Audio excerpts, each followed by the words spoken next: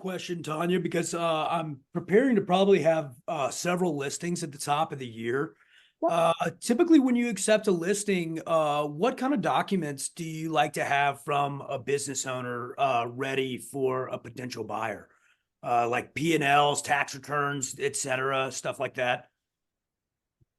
Well, the P&Ls and the tax returns I get up front from the seller before I ever take a listing, Okay. because that's part of my qualification process. I want to know whether or not the business is going to be saleable, right?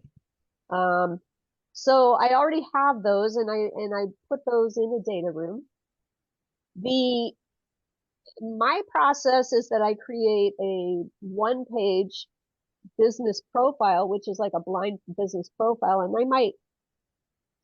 there's multiple uses for that. So let's say I'm working with an HVAC company, and I can reach out to other owners of HVAC companies and say, hey, you know, have you thought about expanding through acquisition? Or are you open to expanding through acquisition?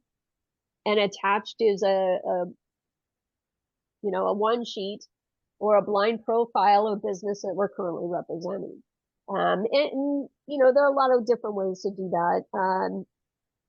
But basically, that profile doesn't have any identifying information on it, but it is going to have the last 3 years. It'll have a little chart with the last 3 years of revenue and either seller's discretionary earnings or EBITDA, depending on the size of the business. And then it'll have a little bit of a description about the business and whatever. So that is the blind profile. If it's a small business that I'm adding into, that I'm going to market on BizBuySell, BizBuySell has the ability to upload a document. So I might upload that one sheet into BizBuySell and just have that there as well. The other marketing piece that I prepare is what's called a confidential information memorandum, or in IBBA, they call it a confidential business review. So CBR or a SIM. And what that is just, it's got like an executive summary about the business. It's going to have a section on, in management and employees. It'll have a section on like the background, the history of the company and the management and employees, customers, sales, marketing. It'll have, different sections, growth opportunities. I tend to put in strengths, weaknesses, opportunities, and threats. And then I actually put the financials, the P&Ls and the recast that I've done, I put those at the end of the SIM, so that when I send that out to a buyer's already signed a confidentiality agreement. When I send that package out to them, they already have everything they need to make a decision of whether it's worth pursuing, right? Because ultimately, we have people relocating around the country.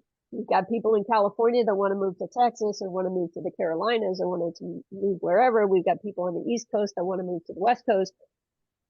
The last thing you want is to send a SIM to somebody and have them make flight arrangements to come out and meet with the business owner when there's some critical piece of information. Had they known, it would have ruled it out instantly. So one of the things we always talk about is if there's any issues in the business, go ugly early, put it in the SIM, make it prominent.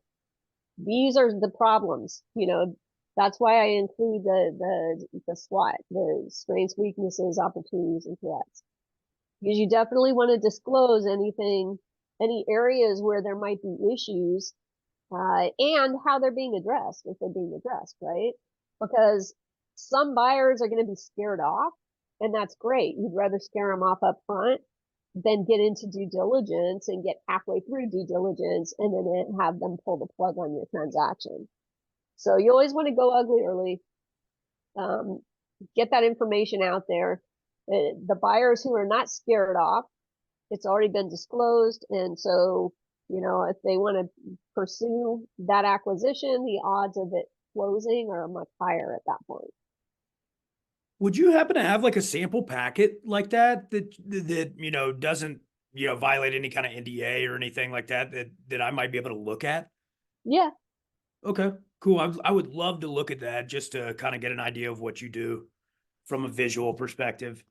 yeah, yeah, no problem. I mean, I've done them a variety of ways over the years, and used to do them in Word. Now I do them in PowerPoint. I mean, it's and just kind of bullet point things because it's faster and easier than writing narrative descriptions of everything.